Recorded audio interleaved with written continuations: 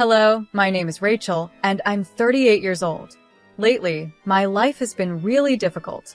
The past few months have taught me to relearn so many things, especially about trust and resilience. My husband, Paul, was the root cause of much of my struggles. However, in the midst of it all, a kind person stepped in and helped me avoid further pain. Let me start by telling you a bit about the people in my life, the ones who have played important roles in my story. First, there's my younger sister, Joyce. She's 5 years younger than me, and she's always been the pretty one. Growing up, we didn't get along very well. I was the nerd, while she was the popular one. For some reason, she seemed to always pick on me. It felt like she was jealous, but I couldn't understand why. My mom tried to help us get along, but no matter what she did, it didn't really work. When I went off to college, we stopped talking much.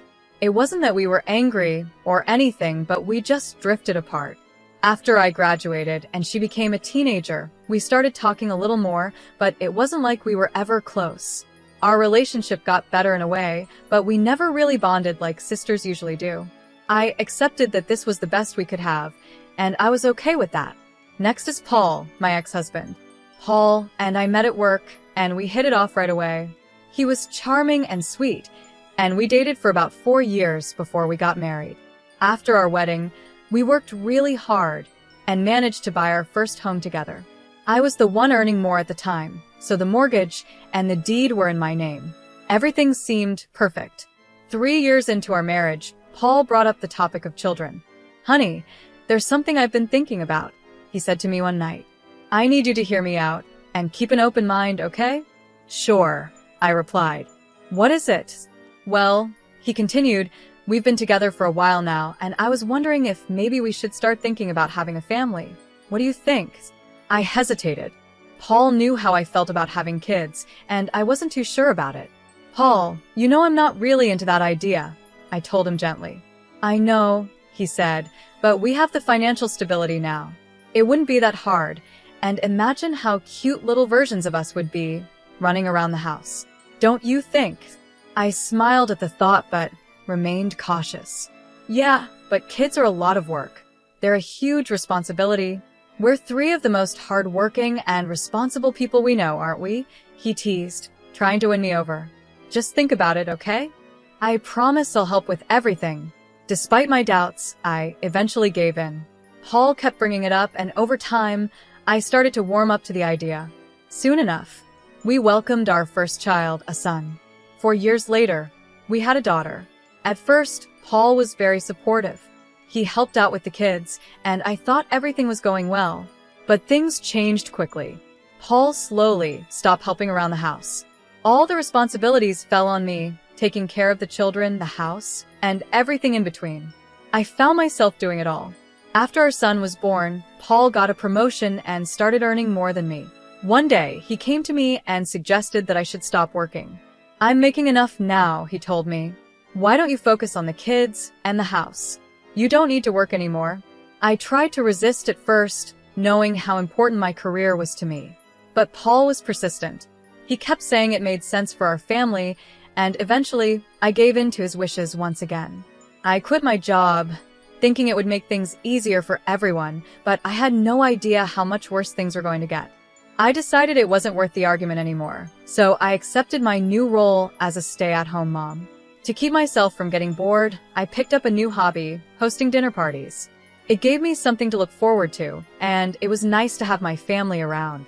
I often invited my mom and my sister, who both lived nearby, and whenever my mother-in-law, Cheryl, was in town, she would join us as well. At first, this new life felt strange, but over time, I started to get comfortable with it. I had more time to spend with my kids, and I got to see my family often, which brought me some happiness. Paul and I were doing okay, at least I thought so. However, there had been some strain in our relationship. After giving birth to our second child, I went through a traumatic experience where I almost lost my life. It was a terrifying time for me, and it definitely affected our marriage. But I tried to push past it, telling myself everything would be fine eventually. I didn't think anything else was seriously wrong between us. But how wrong I was. One afternoon, I was cleaning our bedroom when I stumbled upon something that stopped me in my tracks, a pair of panties that didn't belong to me. They were lying in a corner, and my heart sank the moment I saw them. My mind started racing. How could this be? Were they someone else's? Was I not enough for Paul? I had been feeling distant from him lately, but I had just had a baby. It hadn't even been a full year since I gave birth, and I was still recovering, both physically and emotionally. I had been going to therapy to help deal with my postpartum trauma, making slow progress. But it seemed like it wasn't enough because now I was faced with the reality that my husband might be cheating on me. Once the initial shock wore off, anger took over. I couldn't believe this was happening. I had to know who he was cheating with and why. My hands were shaking as I grabbed my phone and sent Paul a picture of the underwear. I texted him, asking, "Whose are these?" But I didn't stop there. I needed more answers, so I opened his laptop and logged into his social media accounts. I wasn't proud of it, but I was desperate. I scrolled through his chats, hoping to find something, but at first, there was nothing suspicious. No unfamiliar women, no secret conversations that stood out. This only confused me more. I went through every contact, every message, trying to find some sort of clue. As I scrolled, I noticed that my sister's name popped up in a lot of the conversations. At first, I didn't think much of it. After all, why would I be suspicious of my sister talking to my husband? But something in me pushed to check their chat history anyway. What I found made me feel sick to my stomach. Their chats were filled with pictures and videos of them in bed together. There were messages where they talked about how much they loved each other, and even plans for Paul to leave me. I was horrified. My own sister, the one I had known my entire life, had been sleeping with my husband behind my back. I couldn't believe it. I felt betrayed on a level I didn't even think was possible. My relationship with my sister had always been complicated, but I never imagined she would do something like this. First, I ran to the bathroom and threw up because the disgust was overwhelming. Then, I tried calling Paul, but he didn't pick up. My mind was racing with so many questions and I needed answers, so I did the only thing I could think of. I called my sister, Joyce. She answered casually, like nothing was wrong. "Hey, what's up?" she said. I could hardly contain my anger. "Don't, what's up me? Seriously, what is wrong with you?" Joyce sounded confused, like she didn't know what I was talking about. "What do you mean?" she asked. "I found a pair of your panties in my bedroom." I snapped. "Have you been sleeping with Paul's?" There was a brief pause before she answered, her voice almost indifferent. "Yeah, for a while now." My chest tightened with rage. "Why?" I demanded. "Why would you do this to me?" Joyce sighed, like she was annoyed by my reaction. "I don't know, Rachel. It just happened. You seriously thought it was okay to sleep with my husband?" I asked, my voice shaking. "You're my sister.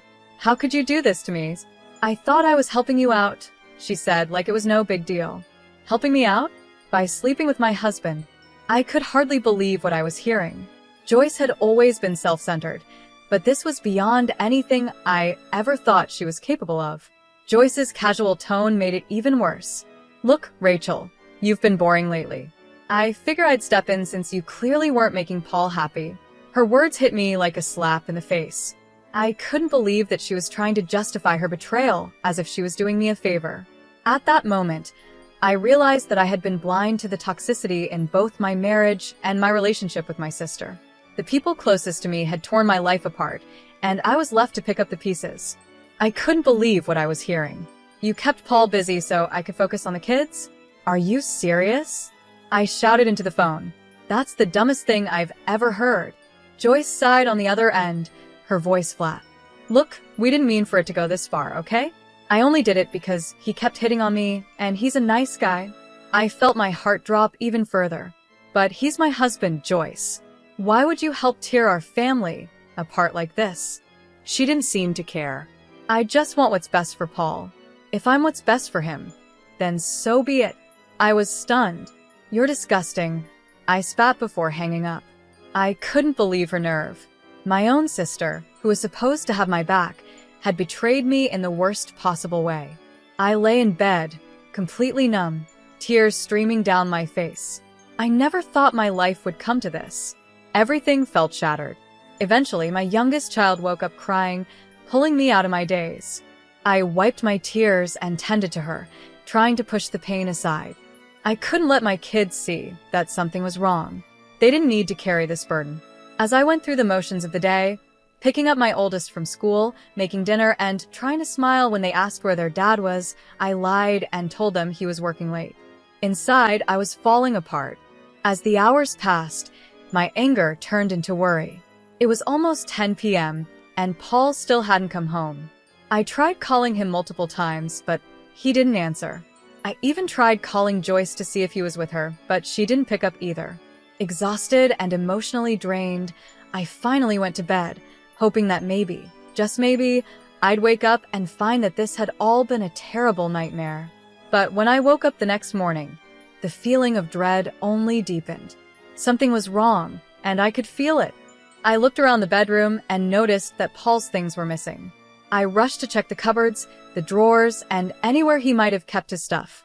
Most of it was gone. He had left while I was asleep, without a word, without a note, without a goodbye. I stood there, in disbelief. Paul had just left. He didn't even try to talk things through or explain himself. He had simply packed up and walked out of our lives. I didn't know what to do. My mind was racing, but the only thing I could think about was my children. They needed me, and that had to come first. So, I did what any mom would do. I pushed down the pain, got my kids ready for the day, dropped my oldest off at school, and then drove to my mom's house with my youngest. When I got there, my mom could tell something was wrong. I was distant, barely speaking, my mind trapped in a whirlwind of emotions. I hadn't even had the courage to tell her about Paul and Joyce yet. All I could think about was how I was going to raise 3 kids on my own. The weight of it all was too much. Finally, my mom couldn't take my silence anymore. She looked at me, concerned. "Okay, enough," she said, her voice firm but gentle. "What's going on? Something's clearly bothering you." I hesitated. How could I even begin to explain?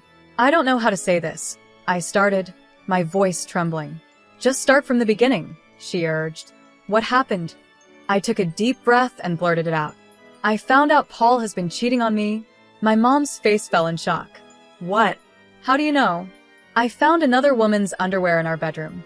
When I asked Paul about it, he didn't answer, and then he left." Her eyes widened. "He left? What do you mean he left?" "When I woke up this morning, all his things were gone. He packed up and left during the night. I didn't even realize when he came back."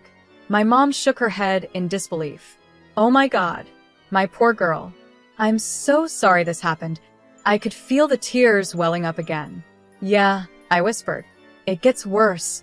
My mom's expression changed to one of deep concern. "Oh no, what happened?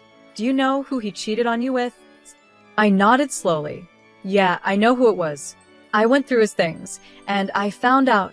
Mom looked at me, her eyes searching mine. "Who was it?" I could barely get the words out. "It was Joyce." There was a long, heavy silence. My mom's face went pale as she stared at me in disbelief. "Excuse me? What did you just say?" "My own sister," I repeated, the pain and betrayal washing over me again. "Paul has been cheating on me with my own sister."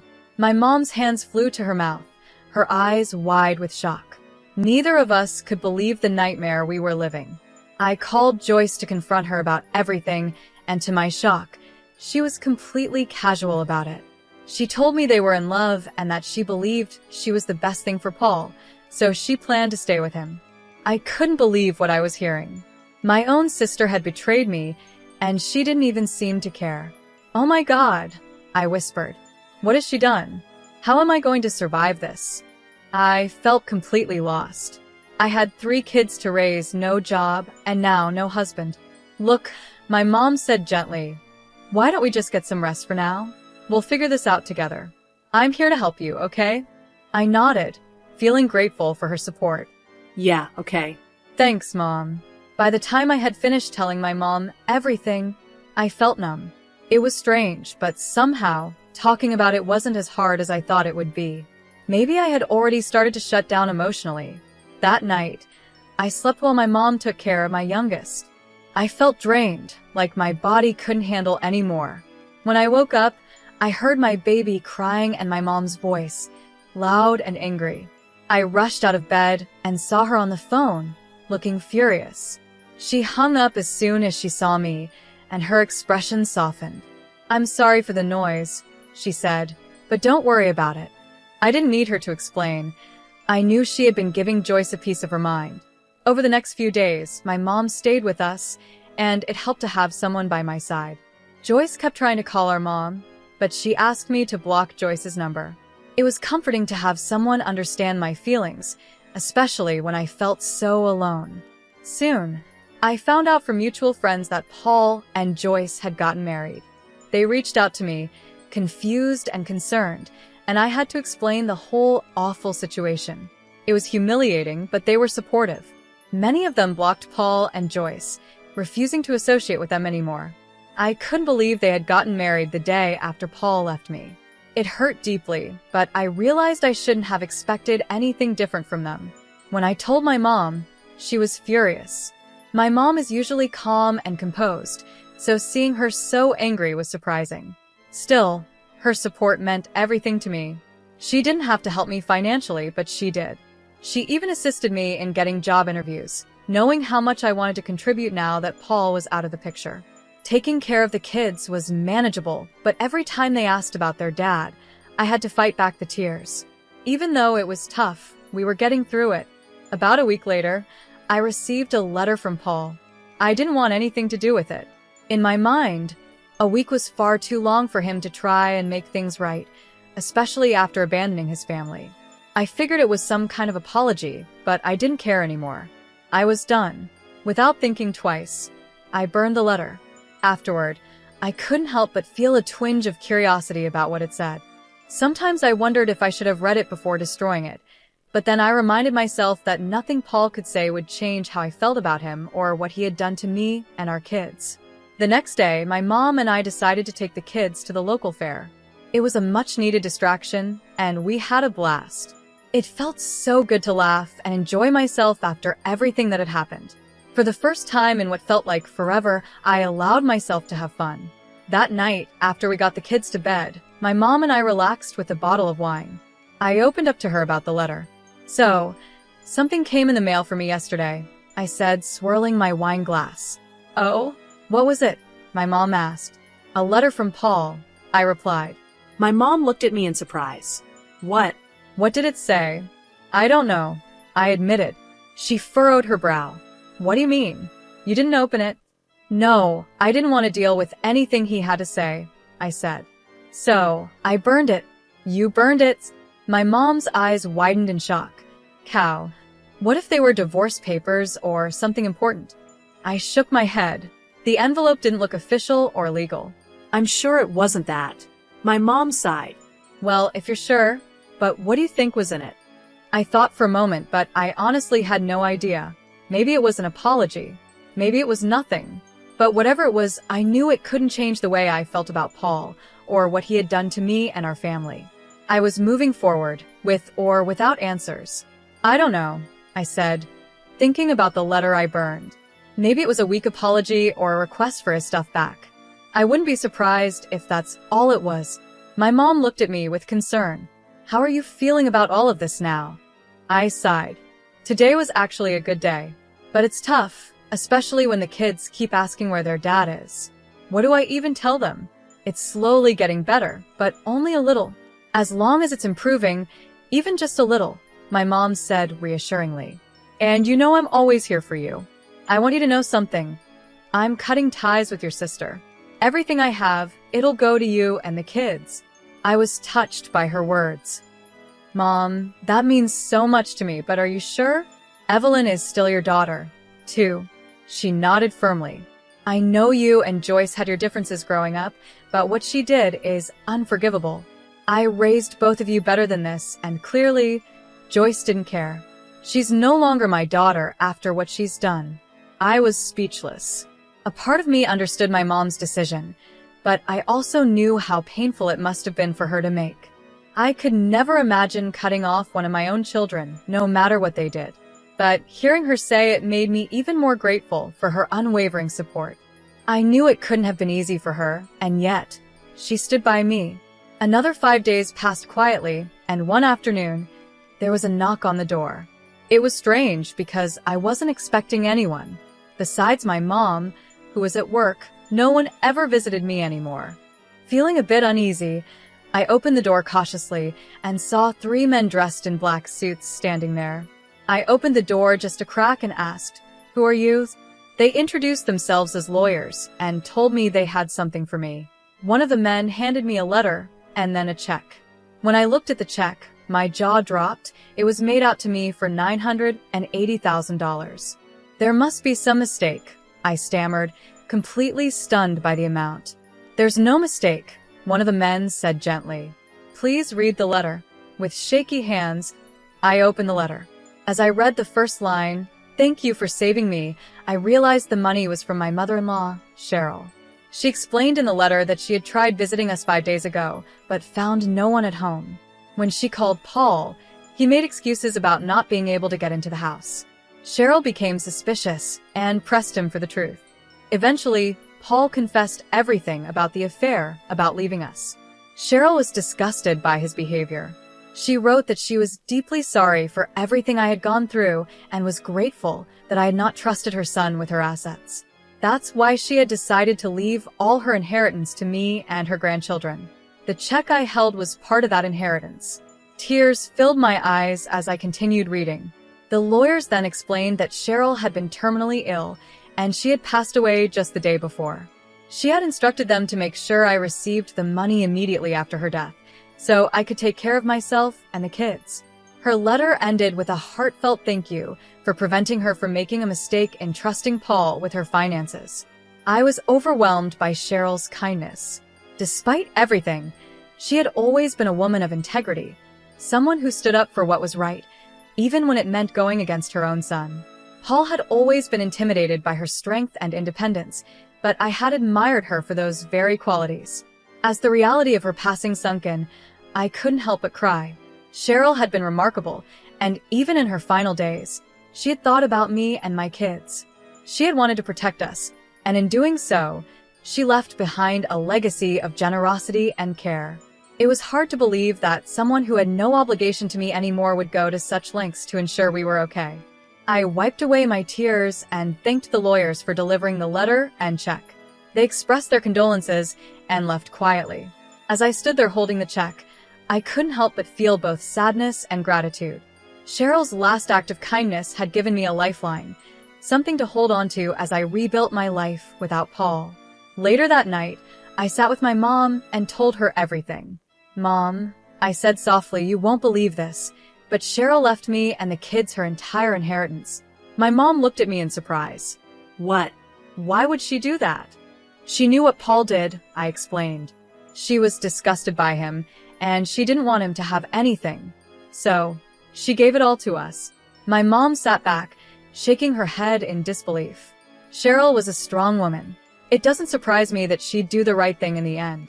You and the kids deserve this after everything you've been through. I smiled through my tears. She was one of the good ones. I just wish I could have thanked her in person. "She knew," my mom said softly, in her own way, "she knew how much it would mean to you." We spent the rest of the evening reminiscing about Cheryl and how she had always had a quiet strength that people underestimated. Despite the pain and loss, I felt a sense of peace, knowing that I had people like Cheryl and my mom who truly cared about me and my kids. I found comfort in her. She kept her promise and supported me until the very end. A few days later, Paul called. I already knew what he was going to say, but I decided to listen. "What did you do?" he asked. "What do you mean?" I replied. "You know exactly what I mean, Paul. Be more clear." What are you talking about? "Why weren't you home that day? I specifically asked you to be there. I sent you a letter asking you to act like everything was normal while my mom visited." "Oh, was that what the letter said?" I asked, trying to stay calm. "You didn't read it?" "No, I burned it. You betrayed me. My mom was going to help me with the inheritance, but you took it all because you're selfish." I couldn't believe what I was hearing. "That's funny, coming from you. You abandoned your family and only reached out to me when it was about the inheritance. Love can't be forced, Paul. I did what was best for me, and your mother did what was best for us. Don't ever try to contact me or the kids again." Goodbye. After that, things happened quickly. I filed for divorce and was granted full custody of the kids. Paul tried to fight for the inheritance, but Cheryl had made it clear that it was for me, so he didn't win. He and Joyce tried to pressure me into giving them some of the money, but I refused to budge. Life has become easier since I got the money. I set aside a portion for my kids' college and invested the rest. My mom was able to retire, and I started working again. The kids have accepted that their dad isn't coming back, and when they're older, I'll tell them everything. I'm still healing, but I know things will only get better from here.